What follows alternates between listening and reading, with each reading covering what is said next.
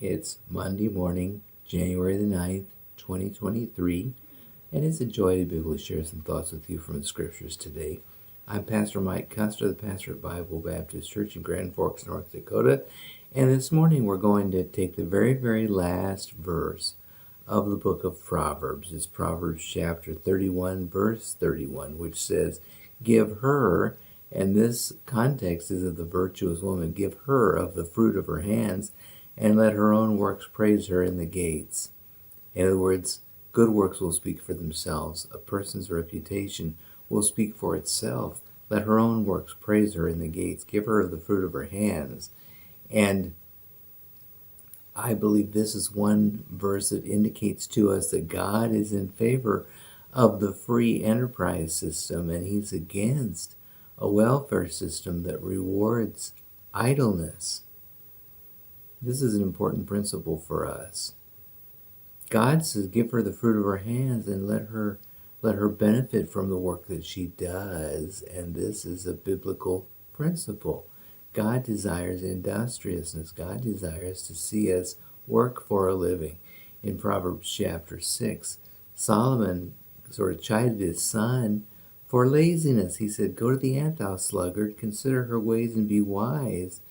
And he is commending the one that works hard and makes a living for oneself, and chiding the sluggard, the slothful or lazy person who will not work. This is what verse 31 is all about. Give her the fruit of her hands, let her own works praise her in the gates.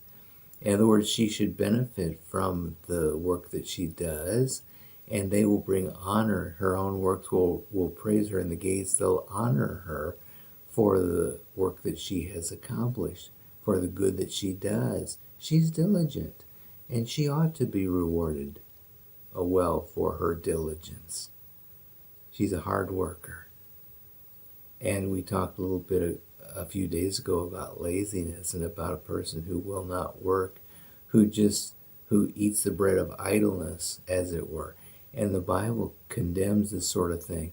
May God help us not to ever be lazy, but to judge the tendency to be slothful in our own lives and be good workers and be busy in our endeavors, not only that are required of us, but also voluntarily for the Lord. You know, there are a lot of examples in the Bible. When God was giving Moses the book of Leviticus especially, he talked about sweet savor offerings and non-sweet savor offerings. The non-sweet savor offerings apparently were those that were absolutely required as a payment for sin, but sweet savor offerings were voluntary offerings. And they were things that the people brought because they loved the Lord.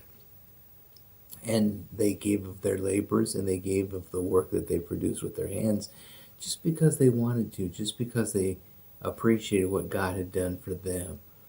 And this is implied here, that a person who does good work will be praised, and they will invest themselves wisely so that they can benefit other people.